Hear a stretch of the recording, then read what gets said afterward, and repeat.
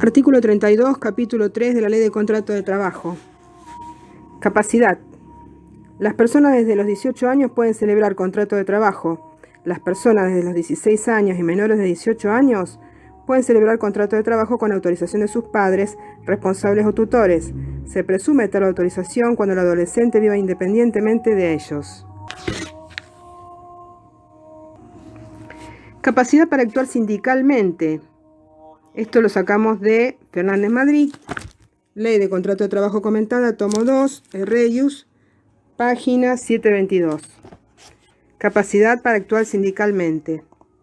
Los mayores de 16 años, sin necesidad de autorización, pueden afiliarse. Esto surge del artículo 21, Ley 26.390. Ahora, eso es afiliarse de los 16 años, pero para integrar los órganos directivos se requiere mayoría de edad, es decir, 18 años. Y eso surge del artículo 18 años, ley, artículo 18, ley 23.551. Eso para los órganos directivos. Y para ser delegado de personal, miembro de comisión interna u organismo similar, la edad mínima es de 18 años. Artículo 41, ley 23.551. Puntualiza Fernández Madrid. Los menores de 16 años, los que los contratan y tienen menos de 16 años. En ese caso es contrato de objeto prohibido. 16 años, objeto prohibido. No es ilícito, es prohibido. Esto obliga plenamente al empleador, sin perjuicio de que la contratación cese, porque el contrato no puede continuar en violación de la ley.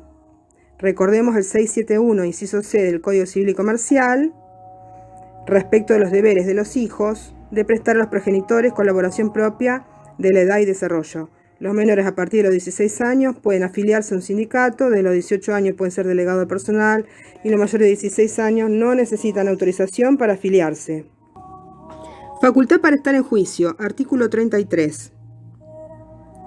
Las personas desde los 16 años están facultadas para estar en juicio laboral en acciones vinculadas al contrato o relación de trabajo y para hacerse representar por mandatarios mediante el instrumento otorgado en la forma que prevén las leyes locales, debiéndose cumplir en cualquier circunstancia las garantías mínimas de procedimiento en los procesos judiciales y administrativos establecido por el artículo 27 de la Ley 26.061, que crea el sistema de protección integral de los derechos de niños, niñas y adolescentes. Artículo 34. Facultad de libre administración y disposición de los bienes.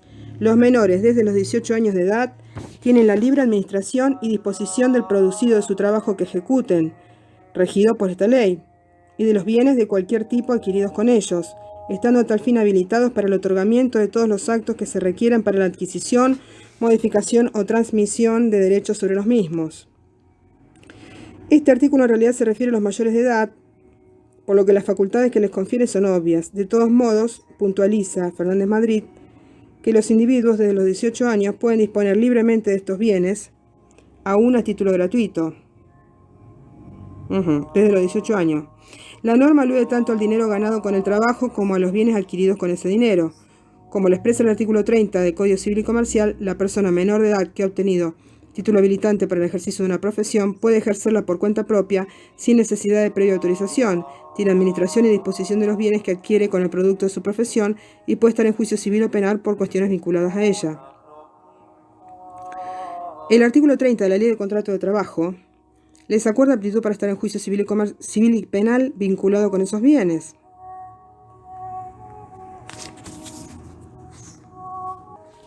Menores emancipados por matrimonio gozarán de plena capacidad laboral. Sí, pero qué chiste, porque los menores emancipados por matrimonio pueden ser a partir de los 16 años y a partir de los 16 años estamos igual que cualquier trabajador después de los 16 años. Artículo 36. Actos de personas jurídicas. Habla de la teoría de la apariencia.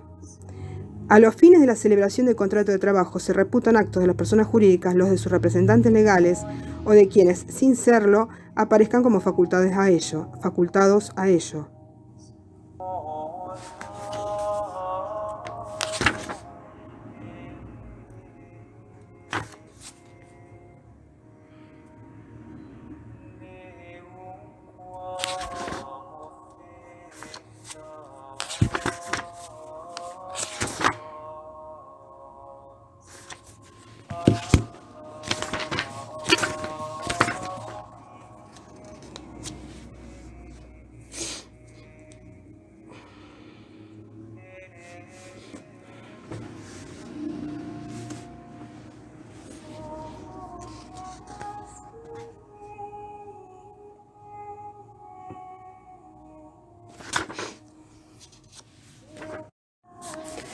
Responsabilidad solidaria de directores, gerentes y socios. El accionar de la sociedad para lograr los propósitos legítimos que la llevan a su constitución también tiene que ajustarse a un parámetro de regularidad que la mantenga ajena a todo fraude o violación de normativa de orden público. Puede haber actuaciones irregulares que puede responder a la conducción de quienes dirigen la sociedad que en violación de las normas de orden público laboral obliga a calificar como mal desempeño la actuación de sus administradores, lo que impone proyectar en las personas físicas que tengan esa responsabilidad la solidaridad emergente en los artículos 54 y 274 del 19.550 Ley General de Sociedades. Se trata de situaciones en las que para ocultar actitudes fraudulentas se utiliza la estructura societaria que ha sido apartada particularmente de los casos de defraudaciones fiscales y previsionales, habiéndose condenado a sus directivos y gerentes. En esos casos vinculados con defraudaciones fiscales, se hace lo que se llama levantar el velo de la sociedad y se condena a sus integrantes solidariamente. Las cuestiones que se plantean en el marco de la ley laboral están ligadas también a supuestos de evasión tributaria y previsional. Bueno, tenemos el fallo de la Corte Suprema de Justicia de la Nación en los autos Palomeque Aldo contra Benemeth y otros del 3 de abril de 2003, donde la Corte Suprema entendió errónea una condena dictada contra socios y directores en base a estos supuestos: que hay personalidad diferenciada de socios de sociedad, que es el eje sobre el cual se asienta la normativa societaria, que no se había probado que la parte demandada fuera una sociedad ficticia o fraudulenta constituida con abuso del derecho y para violar la ley, con el propósito de violar la ley, y que no había entre los codemandados y el actor, o sea, entre los codemandados, que eran los directivos de la sociedad, y el actor, no había un contrato de trabajo. Entonces, esa es la aplicación restrictiva del artículo 54 de la Ley de Sociedades. Después se ha elaborado una doctrina judicial laboral de la Cámara Nacional de Operaciones de Trabajo, que es la teoría mayoritaria, que extiende la responsabilidad patrimonial a directores, administradores, gerentes y socios en los casos del llamado trabajo no registrado o pagos no registrados. En tanto se compruebe que a través de la actuación de la sociedad se ha violado el orden público. Miren, son 4 cosas. Se viola el orden público, se viola la ley, y después por el lado individual se viola la buena fe y se violan los derechos de terceros. Bien, el mentado artículo, ¿cuál artículo? Al respecto se puntualiza que en principio los actos cumplidos dentro del ente societario son considerados como realizados por la persona jurídica, salvo por lo dispuesto en el 54 de la Ley de Sociedades. Este artículo fija pautas a las cuales deben ajustar su conducta, el 59, los administradores y representantes de las sociedades, porque ahí dice que tienen que obrar con lealtad y con la diligencia de un buen hombre de negocios. Entonces tenemos 4 cosas positivas y 4 cosas negativas. Las 4 cosas positivas, cuatro cosas negativas y dos cosas positivas. Las 4 cosas negativas son la del artículo 54 y 59, que sería haber obrado en violación de la ley, el orden público, la buena fe, en contra de la buena fe y los derechos de tercero. Y las 2 cosas positivas que están esos son en el 54. Y las cosas positivas están en el 59 y en el 274, y ahí habla de que tienen que obrar con lealtad y diligencia de un buen hombre de negocios. Y no tiene que actuar con mal desempeño, dolo o abuso de facultades. Muy bien. Jurisprudencia. Reglas generales sobre la responsabilidad de gerentes y directores. El artículo 59 de la Ley de Sociedades Comerciales fija pautas. Estas pautas reflejan principios generales del derecho civil que imponen actuar de buena fe y el buen actuar de un hombre de negocios. Los actos realizados en el seno del órgano son tenidos como realizados por la persona jurídica. Este caso es un caso restrictivo, parece. Son tenidos como realizados por la persona jurídica sin perjuicio de la responsabilidad personal en atención a su actuación individual que le pueda acarrear. Así que el 59 exige lealtad y diligencia de buen hombre de negocios.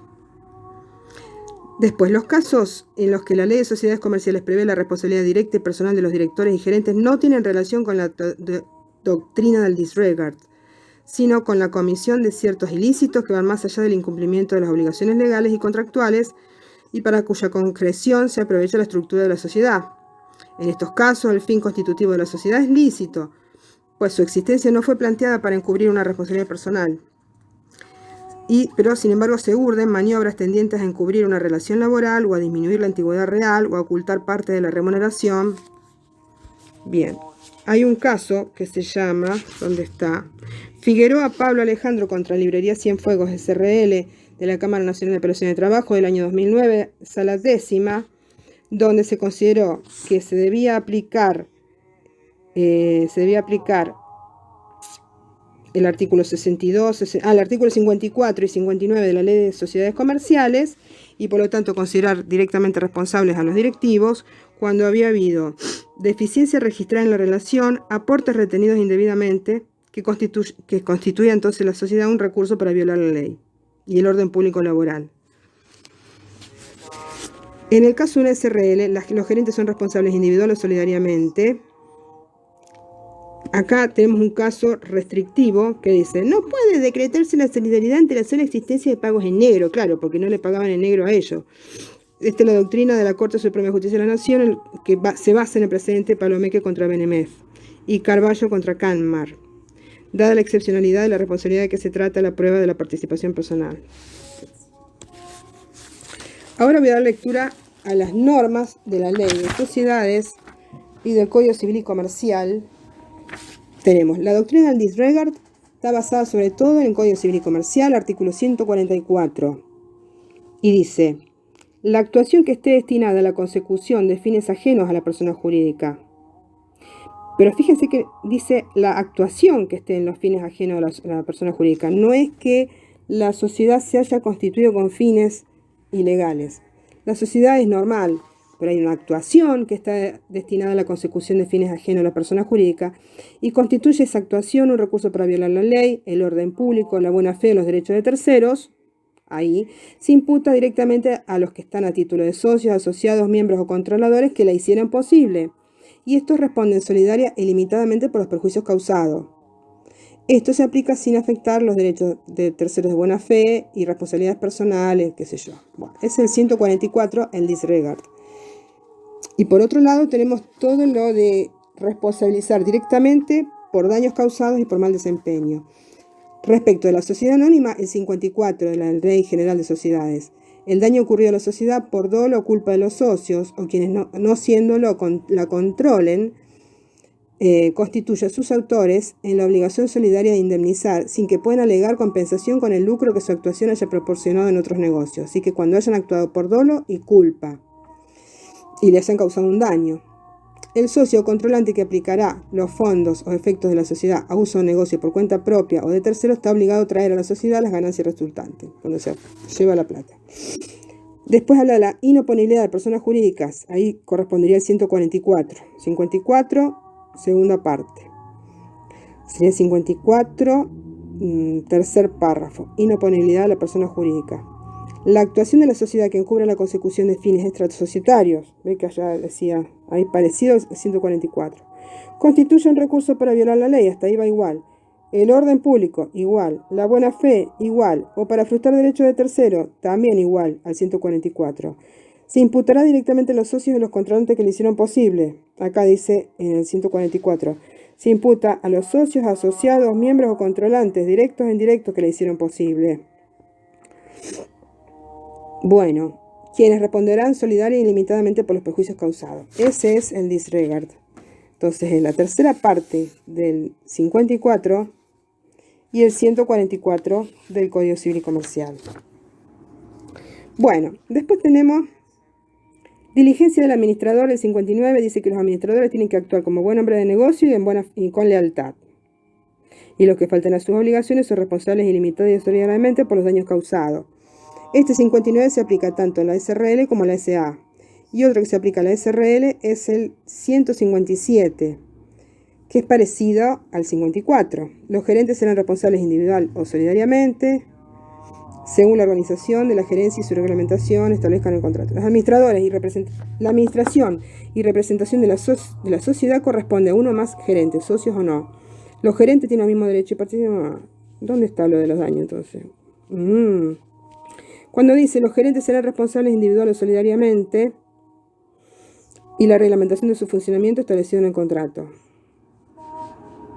Son de aplicación las disposiciones relativas a la responsabilidad de los directivos cuando la gerencia fuera colegiada. Así que el 157 dice que para la SRL son de aplicación las mismas responsabilidades propias de los directores que decíamos del 54. Y el 274 habla del mal desempeño del cargo, habla cada uno de ellos, dice cuando actuaren como, con mal desempeño del cargo, en violación de la ley, el estatuto o el reglamento, o causaren un daño por dolo, abuso de facultades o culpa grave. Ahí son responsables por los daños que causaron.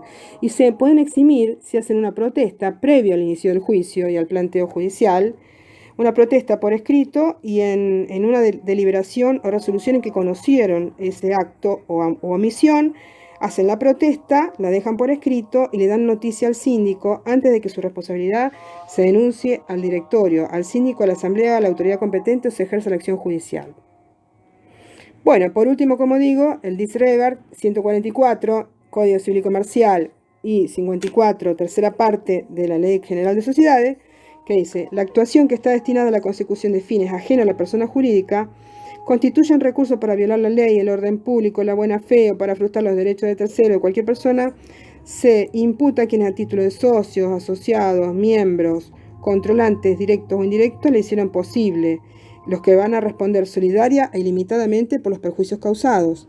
Esto se aplica sin afectar los derechos de tercero de buena fe y sin perjuicio de las responsabilidades personales de que puedan ser pasibles los participantes en los hechos de los perjuicios causados. Bueno, el caso de la Corte Suprema de Justicia de la Nación, Palomeque contra Benemez, dijo que no bastaba con demostrar que había pagos en negro para extender la responsabilidad a los directivos, eso fue en el año 2003, y que había que demostrar que había sido constituida para violar la ley. ¿Cómo vamos a demostrar eso? Bueno, y después la Cámara Nacional de Apelación de Trabajo usa la 10ª en el caso Figueroa contra Librería Cienfuegos, como estaba parcialmente registrado y además le habían retenido los pocos aportes que le habían registrado, los habían retenido y no los habían ingresado. Eso se consideró causa para extender la responsabilidad. Y esto fue en el año 2009.